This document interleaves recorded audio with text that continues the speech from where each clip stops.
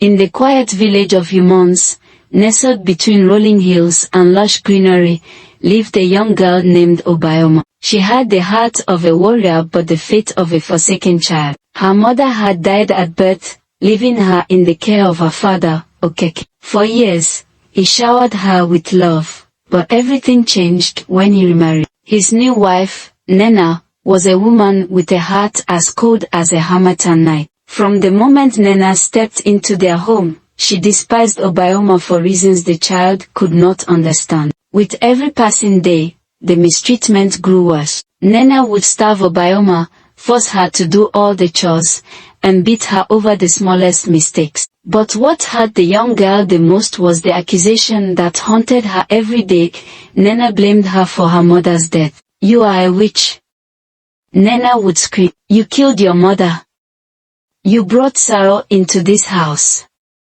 These words echoed in Obioma's ears like a curse. She was just a child, innocent and longing for love, yet she bore the blame for something beyond her control. Her father, once her protector, became blind to her suffering, either out of fear or misplaced love for his new wife. One day, Nena went too far. She pushed Obioma into the rain, forcing her to sleep outside in the cold, hungry and shivering. That night, an old woman named Mama Ik, who lived nearby, saw the girl curled up under a tree. Moved with pity, she took Obioma into her home and fed her warm food. The old woman had always watched in silence, but that night, she decided she could stay silent no longer. The next morning, Mama Ik went to the village elders. She told them everything she had seen, the beatings, the starvation, the cruelty. The elders were enraged. They summoned Okeke and Nena to the village square,